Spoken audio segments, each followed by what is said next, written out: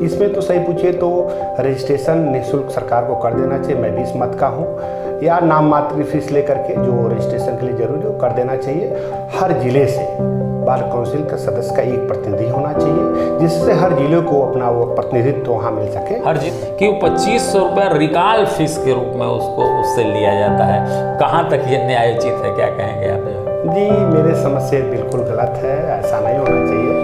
क्या था मामला जिसमें आप के बारे में बहुत चर्चाएं हुई थी, क्या था? एक्चुअली में मामला ये था कि यहाँ पे एक महिलाओं का एक गैंग था, नफीसा गैंग नाम था उसका, जो मिल करके वो 156(3) के माध्यम से या कंप्लेंट के माध्यम से या फिर थाने में सेटिंग करके डायरेक्ट जो है बिजनेसमैन, रेलवे कर्मचारी या कोई पैसे वाला आदमी या टीचर सबको ऐसे फंसाती थी 376 में, लूट में, SC/ST के मुकदमे में, और वो पैसा ऐंठती थी। तो एक मेरा वकील था खालिद जियाउर रहमान, कंपेयरगंज का था, तो उसमें उसको भी उन्होंने फंसाया हुआ था। तो मैं उसकी पैरवी करने लगा तो फिर उस महिलाओं में से 2-3 महिलाओं ने ही मेरे ऊपर अटैक कर दिया कोर्ट परिसर में ही, जिसके संबंध में कैंट थाने में अपराध संख्या 211/22, 307, 352, 323, 504, 506 मेरे तरफ से मुकदमा पंजीकृत हुआ। और वो उसमें से 3 महिलाएं नफीसा, गुड़िया और शहजादी, तीनों जेल गई। 52 दिन तक वो जेल में रही, और उसके बाद जब वो निकल गए फिर मैंने कसम खाया कि मैं इस गैंग को इस कचहरी से समाप्त कर दूंगा। मैंने उसको हाई कोर्ट में जो है चैलेंज किया, हाई कोर्ट ने उस पर स्टे कर दिया, और जो है और उसको जो है इलाहाबाद में एक जो मामला चला था CBI जांच से 20,438/22 जो मामला था, उसी से इस मामले को भी अटैच कर दिया और CBI जांच के लिए रेफ़र कर दिया। यह गोरखपुर के लिए मुझे लगता है, और नहीं उत्तर प्रदेश के लिए, एक बहुत ही नज़ीर केस होने जा रहा है, और तब से उन महिलाओं का कचहरी में अता पता नहीं है। और नमस्कार, स्वागत है आप सभी का हमारे इस विशेष कार्यक्रम में। दर्शकों, न्याय के लिए ज़रूरी है कि एक सुव्यवस्थित विधि हो। सुव्यवस्थित विधि के अनुसार जो न्याय होता है वो सही न्याय निर्णय माना जाता है, और किसी भी न्याय निर्णय में जितनी भूमिका एक न्यायाधीश की होती है उतनी ही भूमिका एक अधिवक्ता की भी होती है। तो अधिवक्ता न्याय निर्णय में एक बहुत महत्वपूर्ण कड़ी का निर्वहन करता है, इसीलिए उसे ऑफिसर्स ऑफ द कोर्ट कहा जाता है। संघर्षमय जीवन होता है अधिवक्ता का है। इसी सिलसिले में हम अधिवक्ताओं के जीवन वृत्त पर जानकारी उपलब्ध करा रहे हैं, ताकि किसी भी वादकारी को या किसी भी अधिवक्ता को पता चल सके कि अधिवक्ताओं का जीवन कितना संघर्षमय होता है। तो आज हम एक युवा अधिवक्ता से बातचीत करेंगे। हमारे साथ युवा अधिवक्ता हैं मृत्युंजय राज सिंह, जो दीवानी कचहरी गोरखपुर में विधि व्यवसाय करते हैं। बाकी इन्हीं से हम जानेंगे सब कुछ। तो मृत्युंजय जी, आपका हमारे कार्यक्रम में स्वागत है। सबसे पहले दिव्य जी आपको बहुत बहुत धन्यवाद कि आपने हमें चुना, इस योग्य समझा, इसलिए आपके चैनल को और आपको बहुत बहुत धन्यवाद। बिल्कुल बिल्कुल। मृत्युंजय जी, जैसा कि हमने बताया अधिवक्ताओं के बारे में जी, लेकिन अब आपके जीवन वृत्त के बारे में हम जानेंगे कि आप का जन्म स्थान कहाँ है और आपके माता पिता कौन हैं, उनके बारे में ज़रा हमारे दर्शकों जी। हाँ, हम जो है गोरखपुर डिस्ट्रिक्ट के ही मूल निवासी हैं, और यहीं से लगभग 35 से 40 किलोमीटर दूर घकसरा बखीरा मार्ग पे, जो डोहरिया कला भी शहीद स्मारक भी उस रोड पे है, वहीं एक डुमरी निवास गांव है, वहीं पे एक छोटा सा गांव है हास पाटी, जो उसी गांव के हम रहने वाले हैं। और एक्चुअल में हमारे पिताजी जो है यहाँ पे गोरखपुर में पहले थे, फिर उसके बाद जो है संत कबीर नगर डिस्ट्रिक्ट में। अच्छा, सरकारी सेवा में थे? सरकारी सेवा में थे। अच्छा। अपर शोध अधिकारी सांख्यिकी।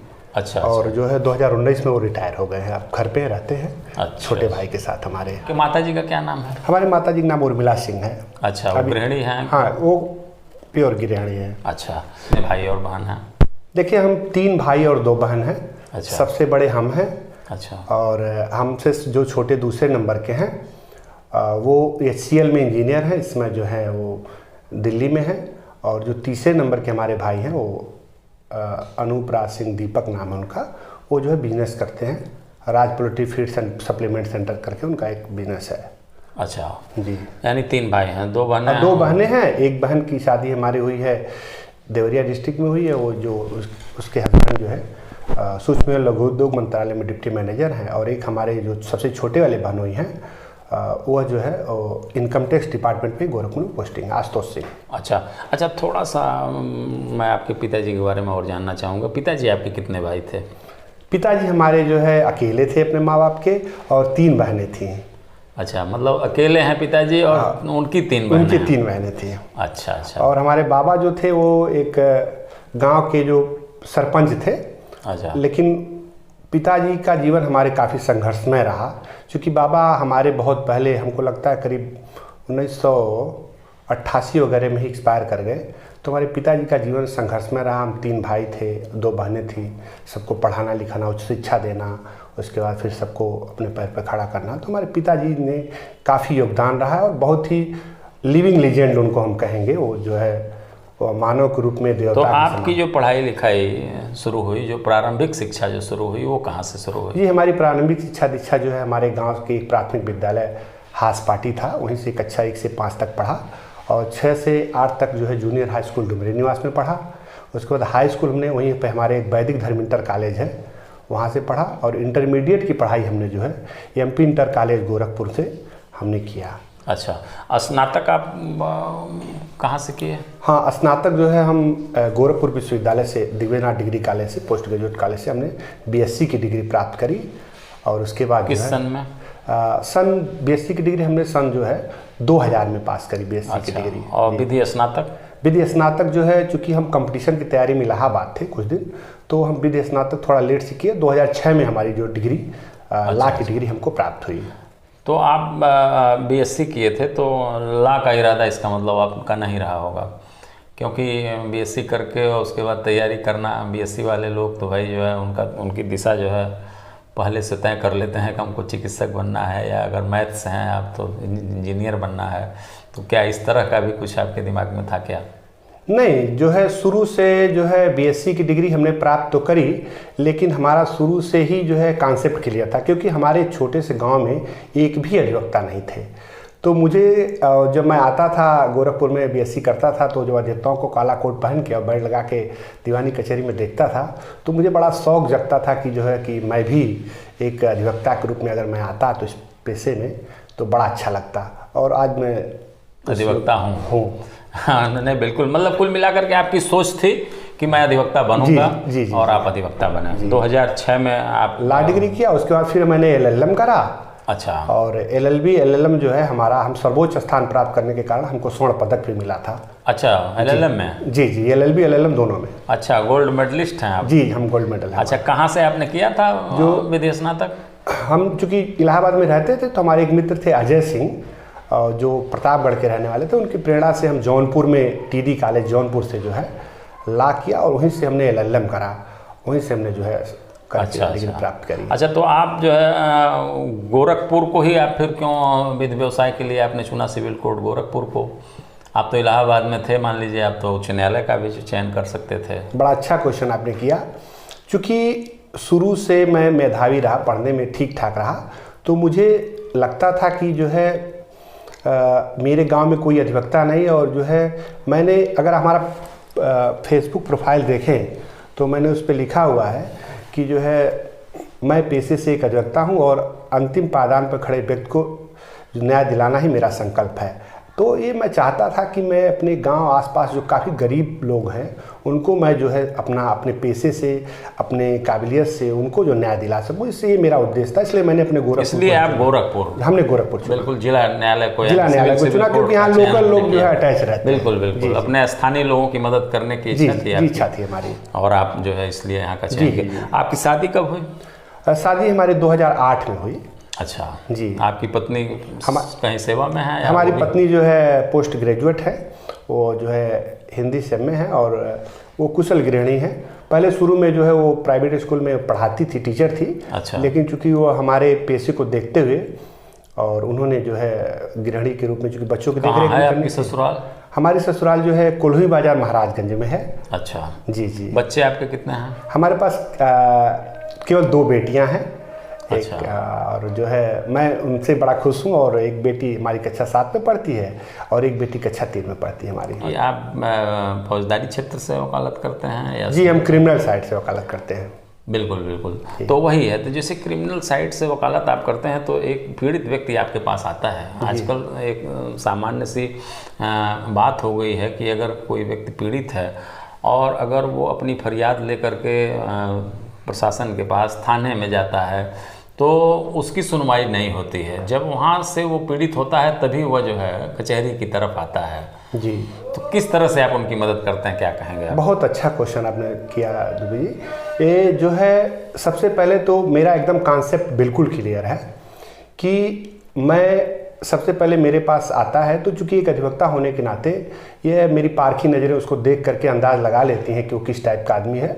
उससे थोड़ा उसका पारिवारिक बैकग्राउंड वगैरह भी मैं पूछता हूँ। और अगर मुझे लगता है कि वास्तव में वो जेन्युइन और गरीब आदमी है तो मैं उससे केवल कागज़ के खर्चे पर, नाम मात्र की फ़ीस पे और जो है मैं उसकी वकालत करता हूं। और मैं आपके इस YouTube के चैनल के माध्यम से भी कह रहा हूं कि गोरखपुर ज़िले में अगर क्रिमिनल के मामले में अगर किसी भी गरीब दुखिया कोई है, तो अगर इस तरह का कोई है जिसके पास कोई विधि व्यवसाय मतलब कोई नहीं मिल रहा है, कोई अच्छा वकील, कोई विधि व्यवसाय नहीं मिल रहा है, कोई नहीं मिल रहा है, तो वह निसंकोच, पैसे नहीं हैं, जी जी, तो वह निसंकोच होकर मेरे पास आए। अगर वह वास्तव में गरीब है तो मैं जो है उसकी मैं भरपूर मदद करूँगा। ये मैं सार्वजनिक रूप से कह रहा हूँ।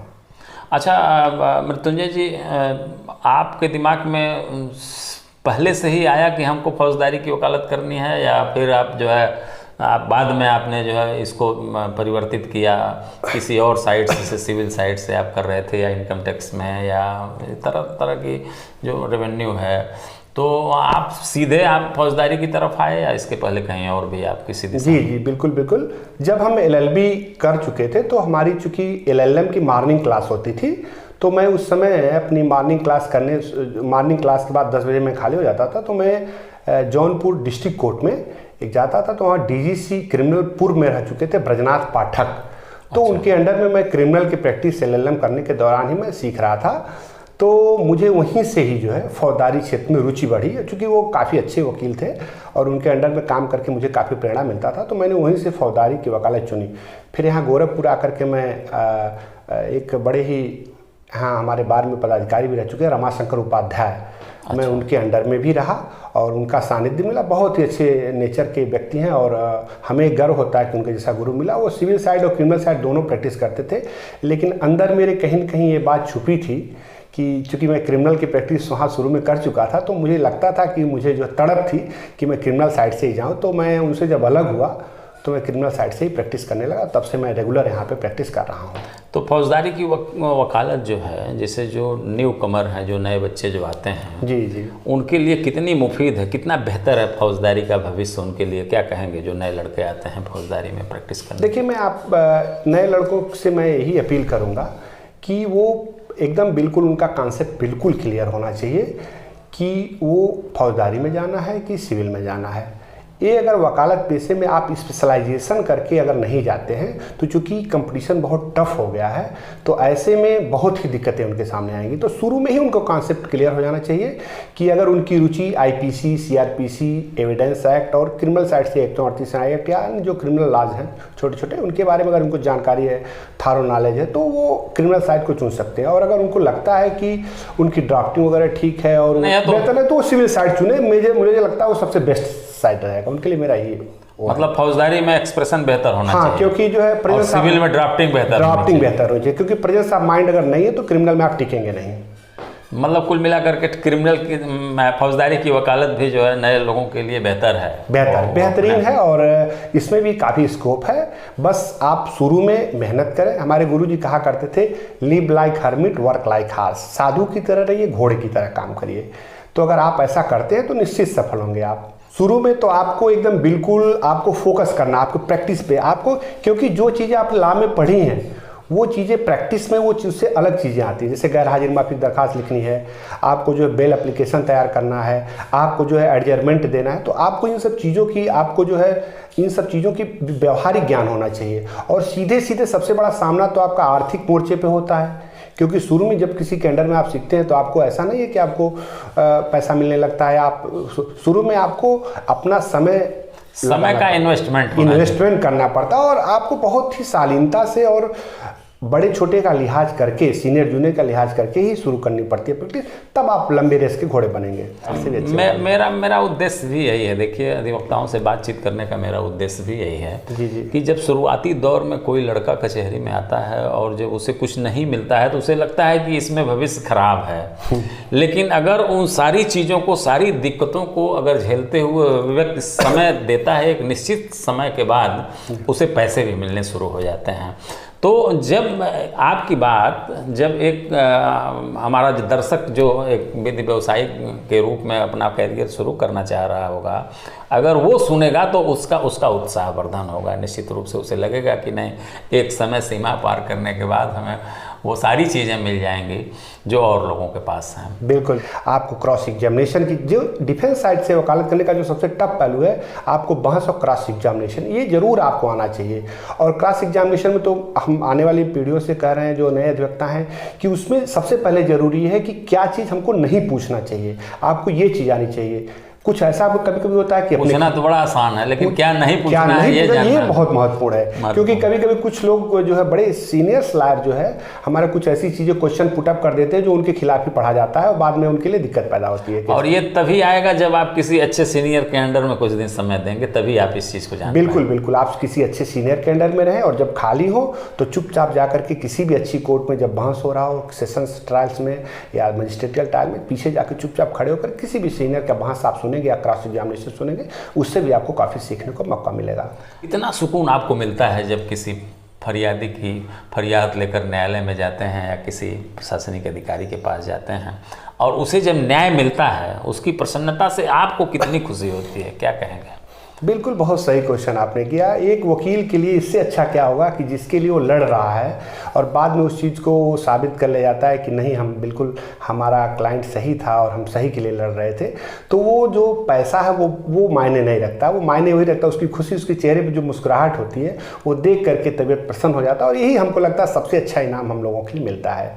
नए अधिवक्ताओं के बारे में ये कहा जाता है कि जब वो आते हैं पढ़ाई पूरी करके और कचहरी में आते ही जो है उनका सामना, जब उनके ऊपर एक भार जैसा लगता है कि उनका पंजीकरण कराना है, पंजीकरण के लिए इस समय वर्तमान में 25,000 रुपये की राशि जो है उन्हें खर्च करनी पड़ती है।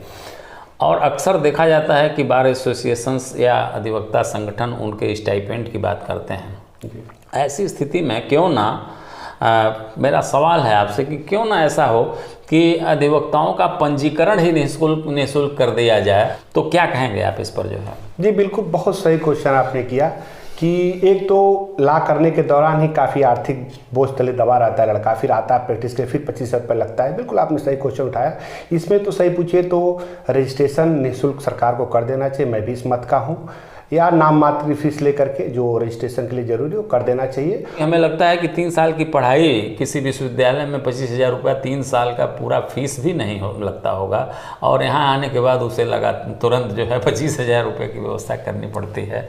ऐसी स्थिति में उनकी पीड़ा का निराकरण बहुत ज़रूरी है। जी बिल्कुल सही। और एक सवाल और है कि जैसे चूँकि बार काउंसिल को ये काम करना होता है, तो बार काउंसिल आज के डेट में जैसे 25 सदस्य चुन के जाते हैं जी, और 1961 में जब अधिवक्ता अधिनियम बना होगा तो संभवतः जिलों की संख्या इसी के आसपास रही होगी। जी जी जी। आज 75 जिले हो गए हैं। जी। तो ऐसे में संपूर्ण प्रदेश का प्रतिनिधित्व जो है 25 आदमी नहीं कर सकते हैं। जी जी। तो आपके दृष्टि से क्या होना चाहिए इस पर, जो है संपूर्ण जिलों से प्रतिनिधियों की व्यवस्था सुनिश्चित होनी चाहिए या जो व्यवस्था चल रही है उसी तरह से होनी चाहिए, क्या कहेंगे आप? जी बिल्कुल, बहुत सही क्वेश्चन आपने किया। ये तत्कालीन परिस्थितियों में ये चीज़ें सही थी कि 25 सदस्य होते थे, लेकिन अब परिस्थितियाँ काफ़ी बदल चुकी हैं और जिलों की संख्या भी काफ़ी बढ़ गई है। तो मेरा मत यह है कि हर जिले से बार काउंसिल का सदस्य का एक प्रतिनिधि होना चाहिए, जिससे हर जिले को अपना वो प्रतिनिधित्व वहाँ मिल सके, हर जिले के लोगों को लगे कि हमारा प्रतिनिधि है, और जिससे वो अपनी बात उठा सके। क्योंकि 25 लोगों के वो 75 जिलों का के भाग्य का फैसला 25 लोग बैठ के करें, ये जी थोड़ा सा मतलब ये समय और परिस्थिति हिसाब से ठीक नहीं लग रहा है। ठीक नहीं। एक चीज़ और हमें जानकारी जब मिली तो मैंने ये सवाल तमाम लोगों से किया, तमाम अधिवक्ताओं से किया, वो सवाल आपसे भी मैं कर रहा हूँ जी। कि बार काउंसिल एक संविध संस्था है। बार काउंसिल अधिवक्ताओं के आचरण को अनुशासित रखती है, उनको उनके आचरण पर नियंत्रण रखने का काम भी बार काउंसिल करती है। अगर कोई शिकायत किसी अधिवक्ता के खिलाफ अगर होती है और अगर उस अधिवक्ता के खिलाफ कोई एक पक्षीय निर्णय पारित हो जाता है कि वो 2500 रुपया रिकाल फीस के रूप में उसको उससे लिया जाता है, कहाँ तक ये न्यायोचित है, क्या कहेंगे आप? जो है जी, मेरे समझ से बिल्कुल गलत है, ऐसा नहीं होना चाहिए। क्योंकि जो है शिकायत अक्सर कभी कभी ऐसा भी हो सकता है कि कुछ लोग गलत शिकायत किसी अधिवक्ता के खिलाफ कर देते हैं, बाद में जो वो बेचारा अकेले जाके परेशान होता है और 2500 रुपये निकाल दे करके फिर वहाँ पर हरस होता है।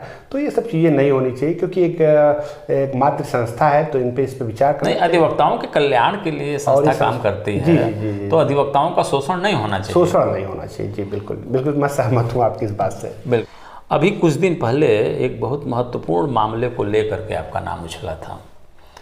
अब चूंकि उस मामले का जिक्र मैं न करूं बल्कि आप ही करें, तो हमारे दर्शकों के लिए जो है वो क्या था मामला जिसमें आप के बारे में बहुत चर्चाएं हुई थी, क्या था मामला? जी, बहुत ही अच्छा क्वेश्चन आपने पूछा है।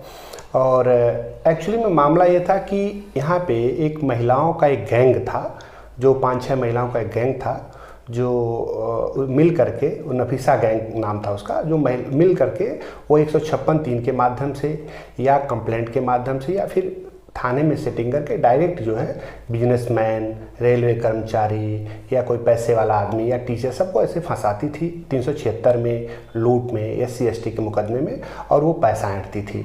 तो एक मेरा वकील था खालिद जियाउर रहमान, कंपियरगंज का था, तो उसमें उसको भी उन्होंने फंसाया हुआ था। तो वो जो है काफ़ी परेशान था, तो वो फिर किसी तरह मेरा नाम सुना, मेरे पास आया, तो मैं उसकी पैरवी करने लगा। तो बाद में जब पैरवी मेरी टाइट होने लगी कोर्ट में, तो फिर उस महिलाओं में से 2-3 महिलाओं ने ही मेरे ऊपर अटैक कर दिया कोर्ट परिसर में ही, जिसके संबंध में कैंट थाने में अपराध संख्या 211/22, 307, 352, 323, 504, 506 मेरे तरफ से मुकदमा पंजीकृत हुआ।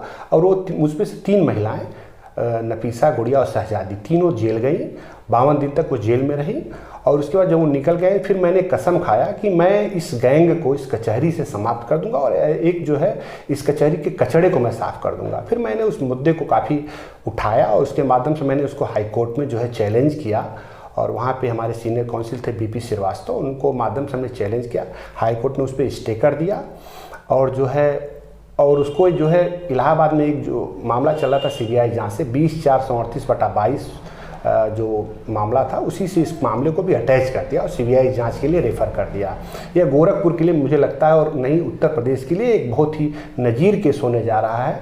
और तब से उन महिलाओं का कचहरी में अता पता नहीं है। अच्छा, बार और बेंच पर भी एक सवाल मैं आपसे पूछना चाह रहा हूँ।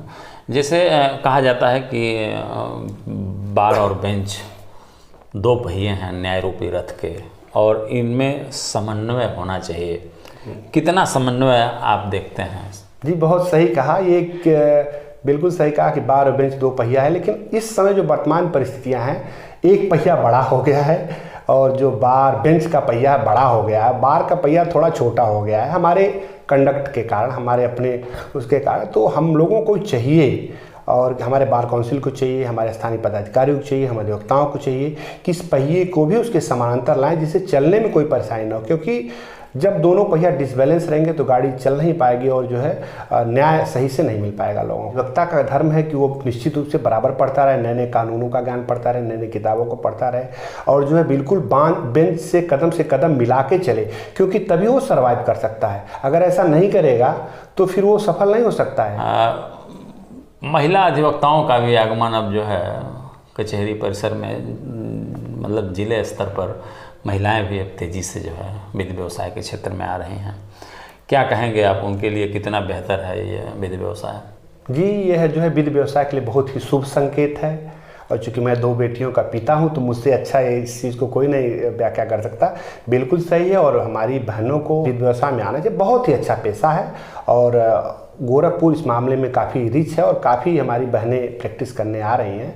और वो काफ़ी अपने आप को प्रेजेंट भी मतलब उनका भविष्य इस पेशे में बेहतर है। बिल्कुल बिल्कुल, उनका भविष्य भी इस पेशे में बेहतर है, क्योंकि तमाम ऐसे फैमिली डिस्प्यूट मामले, तमाम ऐसे पारिवारिक मामले इस महिलाओं का योगदान रहता है। वो अच्छे से उनके बात कर सकती हैं, अच्छे से उनकी बातों को समझ सकती हैं। महिला होने के नाते वो अपनी बात समझ सकती हैं और चीज़ों को न्यायालय की समझ अच्छे से रख सकती हैं। यह संपूर्ण देश में जो पेंडेंसी है, मुकदमों की जो भरमार है, 7 करोड़ से अधिक मुकदमे संपूर्ण देश में लंबित हैं, जिसमें सबसे अधिक संख्या जनपद स्तर के न्यायालयों में ही जो है बताई जाती है।